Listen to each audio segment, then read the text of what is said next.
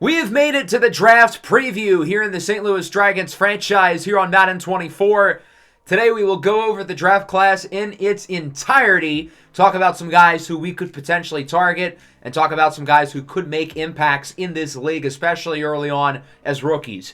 In the last episode, we went through free agency, which we managed a little bit different with two very large contract extensions for Puma Whitlock and Simeon Bonnet on the horizon.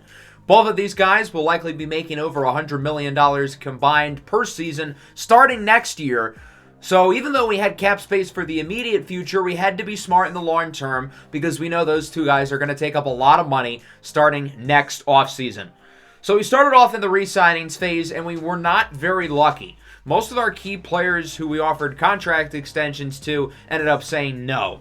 We also lost Morgan Moses, Grady Jarrett, and Derrick Henry to retirements. In terms of re-signings, though, we did get Lane Johnson and Devontae Wyatt back, so that was nice. We re-signed Ryan Jensen, and then we franchise tagged Owen Popo, which is an interesting decision because that's a lot of money for our second off-ball linebacker. But of a player of his caliber, I think it was worth it. We gave Puma Whitlock the fifth-year option, and then in free agency, we added some new faces. Jawan Taylor will replace Jedrick Wills on the offensive line, Malik Hooker will add to the back end, and Trenton Simpson will fill out our linebacking core, replacing Jelani Tavai and Nakobe Dean. We brought back some other familiar faces here, including B.J. Ojulari, which brings us to where we are now, the NFL Draft. I'm someone who's always preached value over need, so because of that, I've made sure that our roster has lacked needs, and we can go for the best players on the board. Now, there are some positions we can certainly look to upgrade. DeAndre Swift is gone. Running back very well could be in play. I think the offensive line could use some reinforcements. I think adding another pass rusher would be pretty good. We're going to have to pay all these corners eventually. I'm not sure if we're going to be able to afford them all. So secondary could be an underrated position of need for us as well. In terms of the draft picks we don't really have any extra picks, but we haven't really lost any super high picks either. We own our own picks through the first 3 rounds, and then we have a 4th and 5th from Kansas City and Buffalo, along with our own 6th and no 7ths. So we don't really have any extra draft capital, but we haven't really lost any for the most part either. So we're going to be picking 30th in the first 3 rounds, and we're going to go here position by position. We've talked about a lot of these guys already, but it's been a while, so it'll be nice to refresh our memories. It's a really fun group of players here. Got some quarterbacks at the top, got a bunch of good linemen, a lot of good pass rushers in this class. And then once we get down the board, we start to see the skill position players, the receivers, the tight ends, and eventually the running backs. So obviously quarterback is not a position we're going to need, but it's good to go over the quarterbacks because some of these guys are going to be the faces of NFL franchises. And right now, I don't think there is a clear top quarterback. I think it's a close two-way race between Ty Poland of Arizona State and Erwin Dundee of Ohio State. Poland is the more physically talented quarterback. He stands at 6'6", 204 pounds. He's got a rocket for an arm, dynamic under pressure, really good scrambler. He's a 4-year starter with the Sun Devils and has gotten better every year with Arizona State. And I think the upside with Poland is a little bit higher. But then we get to Erwin Dundee, who's a redshirt sophomore, one of the youngest players in the draft at only 20 years old. But despite that, he looks like a seasoned veteran out there, having led Ohio State to the college football playoff over the last 2 years. Dundee doesn't necessarily have the elite arm strength or the elite ability to get out of the pocket, but he tested in the combine better athletically pretty much across the board than Poland did. I don't think the athletic testings matter dramatically for quarterbacks, but it is something. He's not a great deep ball thrower, but he makes every throw inside 25 yards look super easy. That brings us to this next tier of quarterbacks, and if any of them go in the first round, I think it's Tyler Nguyen out of Oklahoma State. In structure, this guy is rock solid. 6'2", 225 pounds, super accurate when he's not facing pressure. That's kind of the concern with him, though, and it sort of hurts his ceiling a little bit. After him, we get to the day 2 range, featuring guys like Tay Melendez from Middle Tennessee State, Cam Lamont from Miami. Both of their stocks went up throughout the year and could be interesting flyers within the top 100 picks. Jamison Fletcher of SMU was a possible first-rounder going into the year. His stock has gone down. And then other names to watch for include Cash Frazier, Mauricio Escala Salazar, Nuovo Calciatore dropped quite a bit. He was a possible first to second rounder coming into the year. As we move over to running back, which might be the biggest need on the Dragons roster, but it is also running back, and we're probably not going to look for one super early. So it's more so a matter of if we find somebody we like really down the board, or if we end up going with one of these top guys. And I think any of these 5 first backs are starting caliber running backs right away. And that starts with Zalorian Brazil out of Florida. Coming in at 6'1", 205, Brazil, I think, is the most well-rounded running back in the class, and that's why I think he'll be the first one off the board. This is somebody who you can put on the field on all 3 downs. Very dependable runner on first and second. He can get the short yardage, and he can break off the big one. In the passing game, reliable blocker, reliable catcher. Jyrel Tate from Oregon's a fun player as well. He's a little bit smaller, 5'11", 197. He might be a little bit more explosive, though. I don't think he's as consistent as Brazil, but he breaks off big runs at a high level. And if the Dragons are looking for more of an explosive guy, Tate's going to be their pick. Rashard Price Jr. is the best receiving back in this class. It's like having another wide receiver in the backfield. He's a little bit smaller, but it doesn't matter. He knows how to get open. He knows how to catch the football.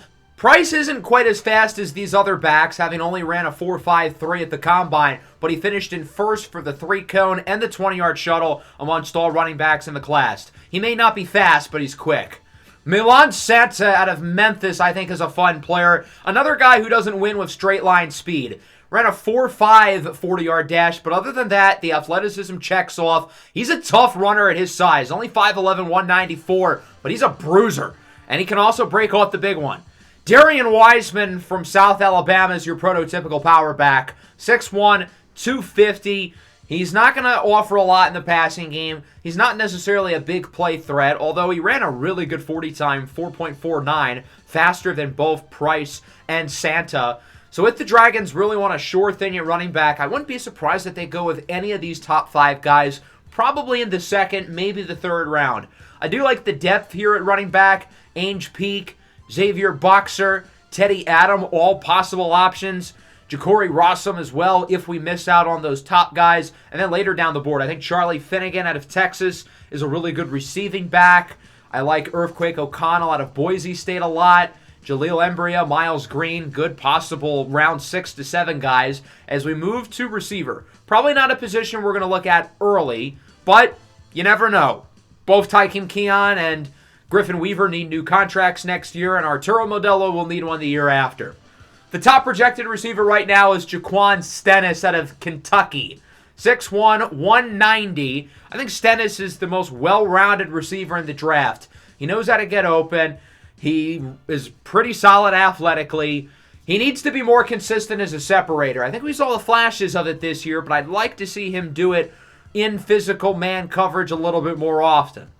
Kion Sparks, for most of the year, was the top projected receiver in this class. For somebody at his size, 6'4", 230, to be as dynamic with the ball as he is really impressive. I think he's a little bit inconsistent as a route runner, was disappointing at the Combine, only ran a 4.54, but I think he is a better separator, and I think he's got better hands than Stennis. Zaire Copels Jr. out of Middle Tennessee State has skyrocketed up the draft board. Another physical freak, 6'4", 221, 40-inch vertical, 4.42 40-yard dash. He can run by you, he can jump over you, but he needs to be more polished at receiver. But the physical upside is really exciting. However, he looks super polished in comparison to Andrew Coyote out of Arkansas. His stock has gone up, despite not a great junior season, but that's because of the Combine. 4.4 240, good broad jump, good 3-cone at 6'4", 230. At his size, the upside is special. He's got a long ways to go in his development, but if he gets drafted to the right team, I think he could be a star. Cassius Middleton is kind of the opposite end of the spectrum compared to these last 2 receivers. He's super polished, and he's going to be ready to roll right away. I think Middleton's being slept on a little bit, and I think his stock has gone a little bit down throughout the year. Went from probably a late first-rounder to an early second-rounder, but I think he's going to be one of those 3 or 4 impactful receivers in this class. 6'2", 180, good route runner, tested just as well as some of the guys above him. Dom McKnight out of Ohio State's a really fun player. More of the gadget guy. Think like a Wan'Dale Robinson type, where you just got to get the ball in his hands and let him cook. 4.35 40-yard dash, third amongst receivers at the combine. The rest of his combine numbers were a little bit disappointing. I feel like he relies on his speed more than his quickness, but nonetheless, he's a special athlete with the ball in his hands. The other Arkansas receiver, Felipe Pena, has really risen up boards this year. Pena tore up the combine, finishing in the top 5 in 4 of the 6 major tests. And I think he's a little bit more polished than his Arkansas teammate, Coyote. So I think his athleticism and his production could lead to him being a top 50 pick, which coming into the year is a big accomplishment. He started as a likely 4th or 5th rounder. Down the board a little bit, there are some day 2 names to watch out for, including Midas Mecole Jr., 6'6", 230, pure jump ball guy. Isn't necessarily going to outrun you, but he's physical. And his body control at his size, I think, is really impressive. Demus Williams, on the other hand, is 8 inches shorter. He's 60 pounds lighter, but he is dynamic. Only 5'10", 173, but he can win on the outside. He can win in the slot. Will he be able to handle physical corners in the NFL? He did a good job of it in college, but NFL corners are different. I think he's got the physical upside to do it, though. Other receivers to watch out for include Reggie Burnham. His stock went up throughout the year. Dante St. Pierre, Zeke Vegas, Rocket Nash, Flint Ferrari, Danny Thomas, Alotis Nguyen. Talented group here down the board. I would not be surprised to see the Dragons pick a receiver at some point, being that we've got a few guys who need contract extensions soon. Tight end is not a position I think we're going to look out early, which is kind of unfortunate because this tight end class is loaded. And that starts with Amiri Jackson, who could be the 4th tight end of the last 20 years to go in the top 10.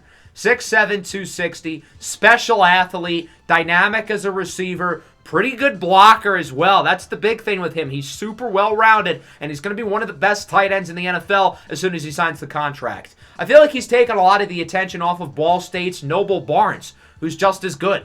6'7", 235, really good receiver, really good hands, not quite the blocker, and maybe not as freakish as Jackson, but he's still really good. Sonny Coatsall from Cincinnati also could go in the first round, and there's a number of good day 2 guys. Absolutely loaded tight end class. Maybe the best position group in the entire draft as we move over to the offensive line. Certainly an area the Dragons could look at. We've got 5 guys, actually really 6, so I would be comfortable with starting next year. But we also need to get younger. Lane Johnson's 37. Ryan Jensen's 36. We need some younger guys up front, and this could be a position we look at. Unfortunately, I don't think we'll be looking at Kofi Oguntoye because there's a shot he's the top non-quarterback off the board and could be in the conversation to be the number 1 pick to the Green Bay Packers. Only 20 years old, absurd athlete. He finished in first for every combine drill amongst left tackles except for the 40, which he finished in second. Along with his absurd athletic ability, the production is really strong, smart player, really good run blocker. Needs to be a little more consistent in pass pro, and if he is, he's going to be a 15-year future All-Pro. Some guys behind him who the Dragons could feasibly target include Kimo Hokulani out of Miami. 6'7", 296. I'd like to see him add a little bit of weight. Only benched 33 reps at the bench press. He needs to be a little bit stronger to be able to manage some of these big NFL edge rushers. If he does, I think he'll be really good. Gustavo L. Martinez out of Akron, 6'5", 320. He's got more of the prototypical size. Both Hokulani and Martinez are great in pass pro, probably better than Oguntoye in that area to start their careers. At right tackle, Constanzo Yosuke out of Stanford might be the most polished tackle in the class. 6'6", 340, dynamic run blocker, good in pass pro as well. He's going to go in the top 10, unfortunately, and there are some day 2 guys to look for here. Darion Fuller, Nico McDaniel. These guys probably don't go until the 3rd round. Let's look on the interior now. The Dragons drafted a guard in the first round last year with some Andre Mack, and I don't think they'll be scared to do it again if there's somebody they like. Farouk Kingsman out of Toledo's a fun player, 6'7", 350. He is a large human being, impressive athlete, really well-rounded across the board. He doesn't really have one area of his game that he's really good in, but he's solid across the board, and that's what you're looking for an offensive lineman in the late first round, as he's a real floor raiser for the rest of the group. He may not have decade-long all-pro upside, but he's going to be a good starter. Devontae Quick out of UCLA, I think, is in the same boat. 6'6", 355. Another just gigantic person. Great in pass protection. I think he's better than Kingsman there. And I think there's some good depth here at left guard as well. At right guard, Woody Mace was the top projected guard for most of the year. His stock has slipped a little bit. I think he ends up probably in the middle of the second round. But he might be the best run-blocking interior offensive lineman in the draft. The problem is he's not as good in pass protection yet, and he's got a lot of work to do there. Frank Jones, the fourth out of USC, I think could be a solid option in the second round. He's also an elite run blocker. Needs to improve a little bit in the passing game. 6'9", 343, another very large person. And again, more day two depth. Guys like Zane Robinson, Michael Solon. Let's move over to center now, and it is a great center class. Again, very well could be a position of need for us, being that Ryan Jensen is probably seconds away from signing the contract to the Boca Raton Retirement Village. There are a couple guys here who could go in the first round. That starts with Sammy Vargas, another Toledo offensive lineman. I think Vargas has the highest floor of any center in this draft, and he tested really well at the combine as well. I think he's going to be a really good player. His stock has gone way up throughout the year and could sneak into the top 20 to 25 picks. If not, he will definitely be in play for the Dragons' first rounder. Yohan Vilmas from Ohio State was the top projected center for most of the year, but Vargas outperformed him quite a bit in the combine, leading to him passing Vilmas. Dylan Wilson could be a top 100 pick, Max Belfort as well. Let's move over to the defensive side of the ball. I think D-line is an underrated need for the Dragons. We lost some guys up front like Grady Jarrett and Javon Kinlaw, and we didn't really sign any replacements. I like the young guys we've got up front at defensive tackle, but I think this is a quiet need for us. Devontae Wyatt's 29, Dwan Overton's on the last year of his deal, and Orlin Babylon is super unproven. It's really only those three guys, unless you count somebody like Trajan Blyshenden, who's more of a traditional edge rusher. We'll start with Samson Pomaro, who was probably a fringe top 50 pick when we last talked about him. Now I think he's a surefire first rounder. Phenomenal pass rusher. If nothing else, he'll be a rotational guy who's in the game on third downs. Needs to improve in the run game, though. If he does, I think he could be really good. And if he falls to the 30th pick, will absolutely be in play for the Dragons' top pick. Same can be said with Chauncey Easley. I don't think he's as good of a pass rusher, especially against quicker, more finesse-style offensive linemen. I think he is better in the run game, though, than Pomaro. I think that gives him a higher floor, but a lower ceiling. Olun Monafagu from Arkansas is a really fun player. I think the upside with him is absolutely there. Freak athlete, tore up the combine, but I think he's got a lot more work to do in his development than those top two guys. And then Badger Hawkins, another absolute freak show. Tore up the combine, some absolutely ridiculous numbers from him. And I think he's a little bit more refined overall than Monafagu, who is currently projected ahead of him. Ladarius Winston could go in the first round. Jason Karamoa from Florida. Alex Mitchell of Nebraska, also possible top 100 picks. Let's move to the edge rushers now with two guys who are in the discussion for the number one overall pick. That starts with Dean McKennedy out of Purdue. And all the mock drafts have him going number one to the Packers currently. We'll talk about that fit later in the episode when we go through the mock drafts. But looking at the prospect here, McKennedy checks off all the boxes. Finished in top 5 in 5 of the 6 combine activities, including a 4.54 40-yard dash at 6'3", 250. He's an unbelievable pass rusher. He's got a wide array of pass rushing moves. Special prospect. I understand why he could go number one. Dyson Dwayne out of Utah State has had a great season. I think he's better in the run game than McKennedy.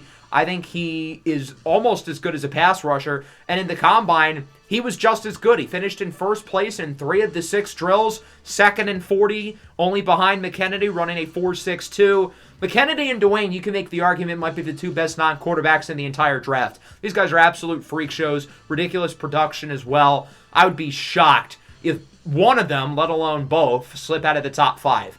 Kylan Childs has gone a little bit more under the radar because of the hype of these top 2 guys, but he's really good as well. Third amongst right ends in the 40-yard dash. Also a ridiculous athlete. Also really good in the run game. He's really quick and bendy off the edge, but he needs to learn to win with power, and if he does, I think he's going to be great. As you'll notice with this edge rushing class, it's very top-heavy, but it does lack depth. If you need an edge rusher, get one early. At left end, Ron Carmichael out of Alabama is the name to watch out for here. He might be the only guy to go in the top 100, though. Again, it's not a super deep group in terms of the edge rushers. At outside linebacker, 4 projected to go in the first round, and then we jump to day 3. We'll start with Makari Grant out of TCU, only 21 years old. He's small, 6'3", 230. He's got to bulk up a little bit. Physically reminds me of Nolan Smith. I don't think he's as athletic as Nolan Smith, which isn't ideal, but I think he was a little bit more productive and consistent than Nolan Smith was at the University of Georgia. And if he can add 20 pounds, I think he should be a top 15 pick.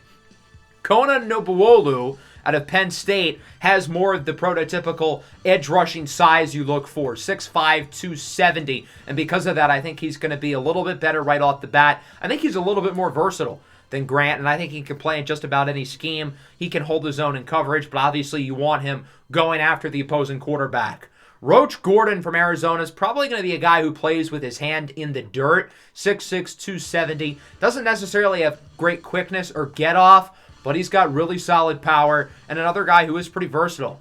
Amadou Linden from Arkansas has had his stock go up and down throughout the year, and at the end of the season, how he had played over his last 5 or so games, there was conversations of him going to the top 5. Those talks have died down. He was really disappointing at the Combine, not a particularly exceptional athlete. As we move over to right outside, and again, much of the same. Multiple first-rounders and then a big drop-off. We'll start with Jayon Exenor Jr. out of Army, another guy who at one point was projected to go in the top 5. I don't think that'll be the case, but I think he's going to be a really good pass rusher right off the bat, super high floor, and I think he might be the most versatile linebacker in this class. He's really solid in coverage, not just as a pass rusher.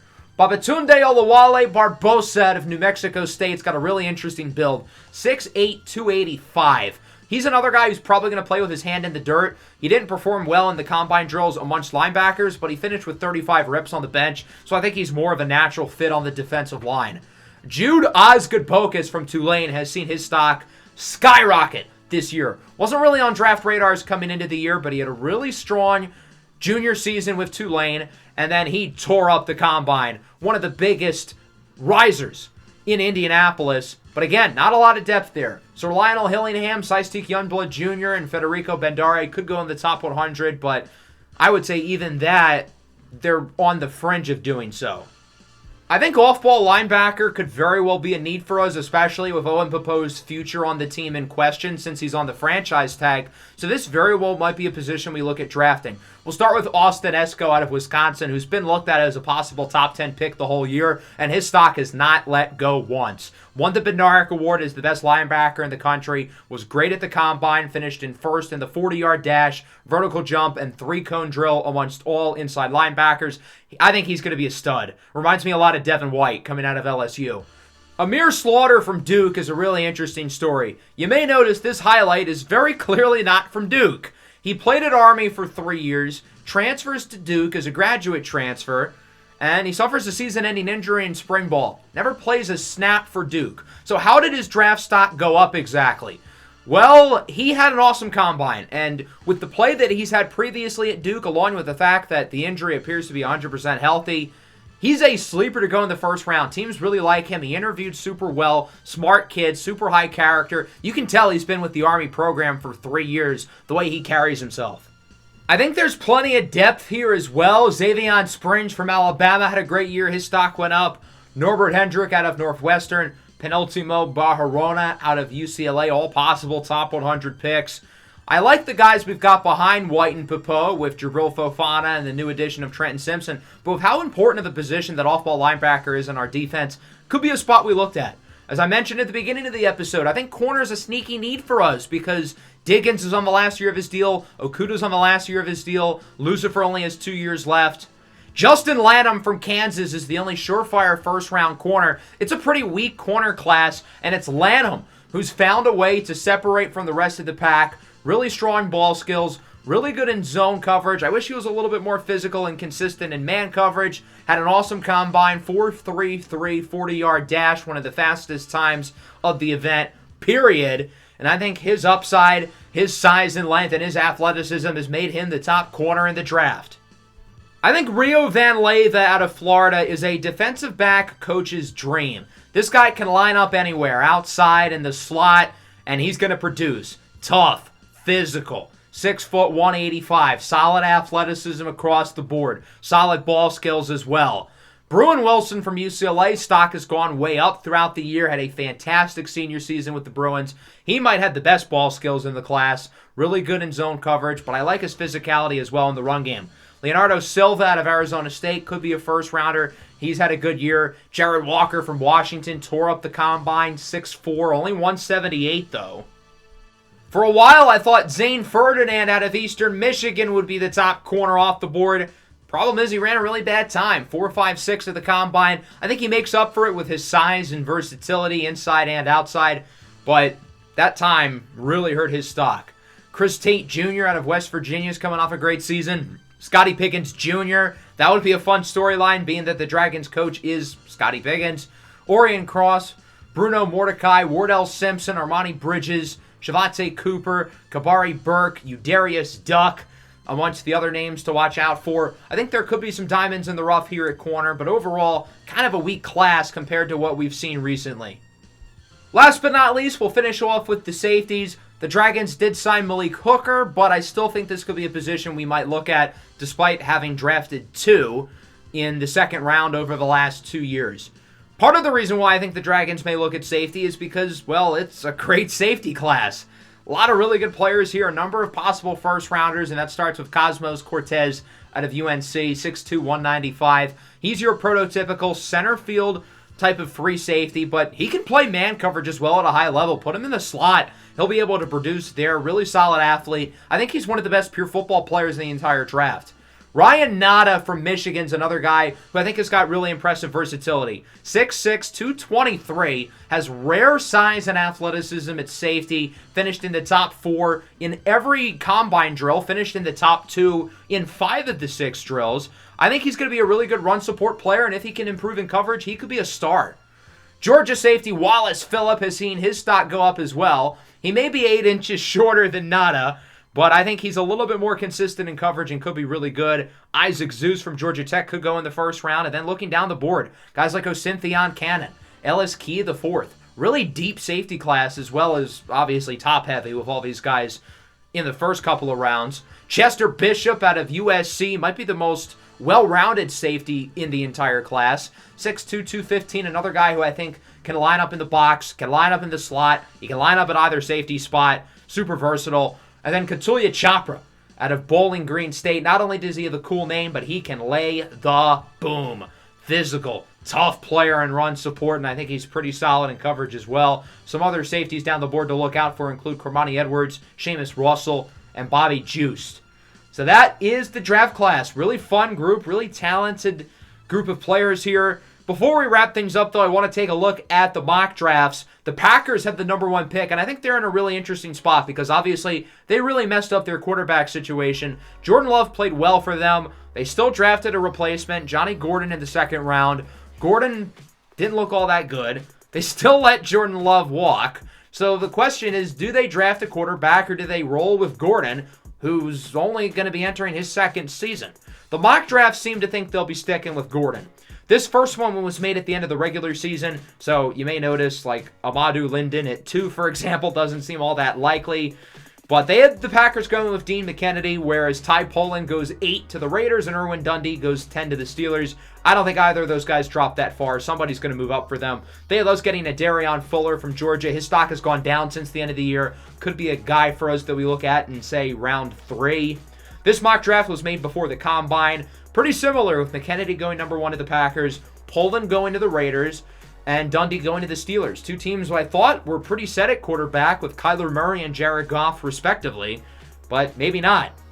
As for the Dragons, they have this going with center Sammy Vargas out of Toledo. I think that'd be a great pick. I mentioned he'd be a guy to look out for at pick 30 with Ryan Jensen nearing the end of his career. This mock draft was just made, so this one's by far the most up-to-date. McKennedy, again, going number 1. Inside linebacker and tight end going in the top 5. What happened in the game I love? Ty Poland here goes to the Steelers, while Irwin Dundee slips a lot. Not in the top half of the first round. Might not go in the first round, period, it looks like. No shot that happens. I might just pick him anyway if he's on the board at 30. They have us going with Devontae Quick, though, the guard from UCLA. Again, that'd be a solid pick. Doesn't hurt to add more to the offensive line, especially a good player like him. So that'll wrap up the episode. Next time around is the 2027 NFL Draft, which will be premiering within the next couple of days, likely Tuesday or Wednesday. I'll announce probably the official date on the community tab once we get closer to it. Let me know which prospects you like down below in the comments. Let me know which prospects you don't like, and who do you think the Dragons should look to target in this year's draft. Make sure to leave a like and subscribe to the channel if you are new. Peace out.